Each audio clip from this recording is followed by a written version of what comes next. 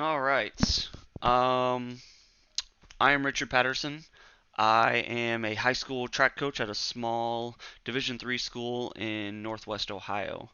Our school has been using a timing system, Lynx Timing System, for the past several years. We were one of the first small schools to receive and then implement this timing system. So we had a little bit of growing pains going through those things, and now some of the neighboring schools have acquired a Lynx timing system and they want help. So I figure if I can help them, hopefully there's somebody else out there who's acquired one of these timing systems that I can help as well, and we can kind of learn together. I do not claim to be an expert in this matter whatsoever.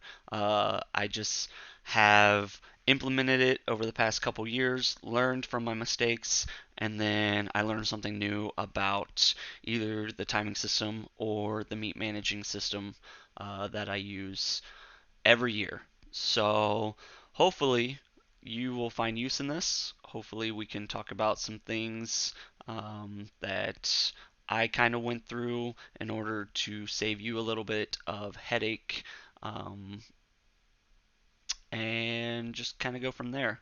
So I put this slide up there so I can not go on any crazy rants or anything, but some questions to think about and really iron out before you even open the box. Kind of. You do have to understand what kind of system you have, but before you go out there in the wind and start trying to set this thing up, you really need to. There's some initial setups and some initial computer work that you need to do ahead of time so you're not wasting your time later. So I wanted to get this video out there as we are starting the track season very soon. Um, I know that a lot of the neighboring schools have been itching to kind of get this process started. So this video is for you guys. So let's dive on in. The first thing is you need to figure out how power is being supplied to your camera. That will limit where you can place your camera. Obviously, we know, or you should know, that the camera has to be in a direct line of the start line at a slope that it is approved for your size of track. If we have a 6-lane track, so we don't necessarily need to put our camera as high as somebody who has, say, an 8-lane track. Um, Now, how power is being supplied to the camera will, you know, determine whether you can place it on the inside of the track or the outside of the track. So, if you have power on the inside of the track, that is where we have placed ours for the past several years. This year we will be implementing placing it on the outside of the track just because we have a little bit more resources available this year and things like that. So if if you have power, you on the inside of the track and on the outside, you can place it either on the inside of the track or the outside. So that's a limiting factor. One of the nice things that we have luxury is we have a point-to-point internet connection available. So we are able to directly print our results as soon as we are done to the printer upstairs in our press box, and they can be posted or shared online or what have you almost instantly. So internet connection is not something that's a complete necessity, but it is something that's really, really nice luxury to have if you can. So probably the most important thing is what kind of starting system are you using? And really, there's only two variations. There is an electronic starting system where the starter will have a sensor that is, affixed to something like we have it on a tripod that the starter goes around and carries, and the sensor sits pretty close to his gun shooting hand. Um, and we have it set up as a wireless starting system. We have that luxury of having a wireless starting system. We've only had 2 issues with it, and both issues over the past 3 years that we've used it were user error, either by myself on the computer or the starter not bringing the starting gun um, to where it needs to be.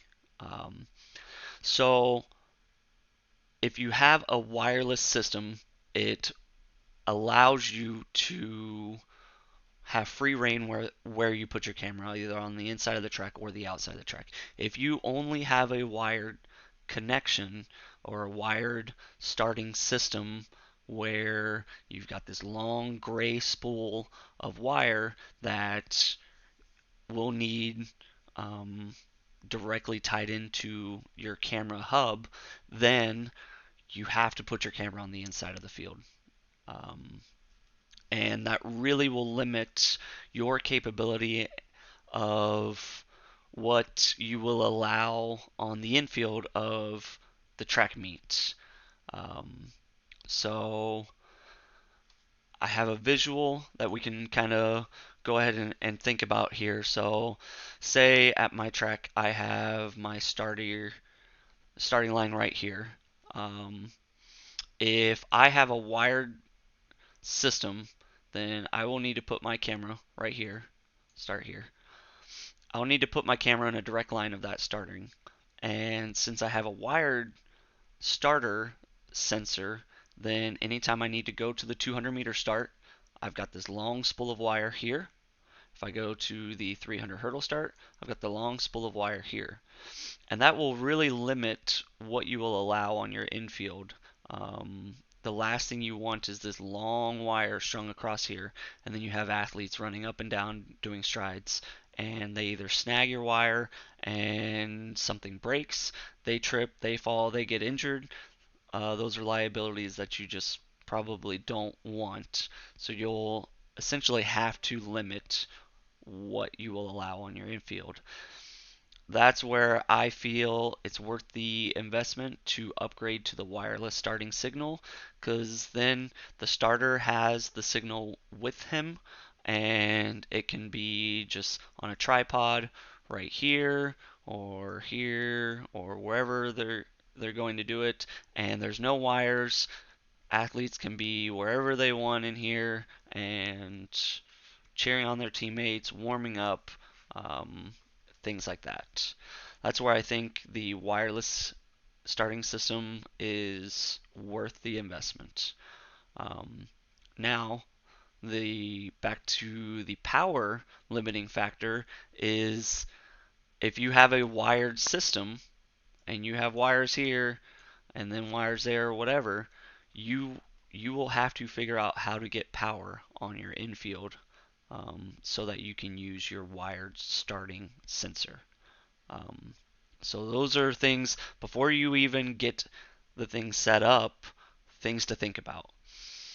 The next thing is, will you be using one computer or 2 computers? We have used a one computer method over the past several years. It does require myself or one of my volunteers to be pretty fluent with the computer systems and pretty quick in order to keep the meat flowing.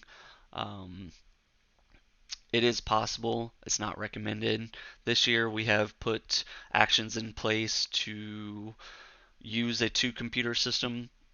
So if you plan on using a 1 computer system, shoot me a message, reply, send me an email. I will put together a video of how to use a 1 computer system. I will also be creating a video for a 2 computer system. Lastly, what software will you be using to score the meets? We personally use High-Tech. We're a big fan of High-Tech. It allows us to post our results to MileSplit, which is the online result database that we have to report to in Ohio. It exports in a flat HTML file that I just copy and paste over to MileSplit. They do their thing and convert it over to what they need to, and the results are posted and formatted within 24 hours. They're posted immediately. MileSplit goes in and reformats them to meet their criteria after that. Um, Initially, with our timing system, our Lynx timing system, it came with a software called Lynx Pad. We tried utilizing that first. It's a little bit more user friendly, but it does not export the results into a format that we can post on MileSplit. If you happen to still use Bombs Page, you can export it to a file that Bombs Page will support. But at the time of this recording, LinksPad does not export it to a file type that MileSplit supports. So that's why we use High-Tech. There's a lot of ins and outs of High-Tech that even I'm not familiar with. So there's a lot of flexibility. Some of the things we do enjoy about High-Tech is the fact that it is just a one-time upfront cost of the software and then a one-time upfront cost of the add-on for the timing system. And I'm not too familiar off the top of my head what the total cost of that software and that timing system add-on ran us, but it is something that we have utilized for the past several years that has really been beneficial for us. So we enjoy High-Tech. I can provide a video on how to set up a meet in High-Tech. I can provide a video on how to integrate High-Tech with your Lynx timing system if that's something that you're interested in. Again, just send me a reply. I don't particularly enjoy sending videos that's not going to be useful for someone. So go ahead, let me know what you need, and I will see what I can do to accommodate that. But I did want to get this video out there as just some initial framework, some initial thoughts on what to be thinking about before you even go out there and set up the hardware of this Lynx timing system. So let me know what you need. I will do my best to accommodate that, and we'll send out some more videos as needed. Thank you. Have a great day.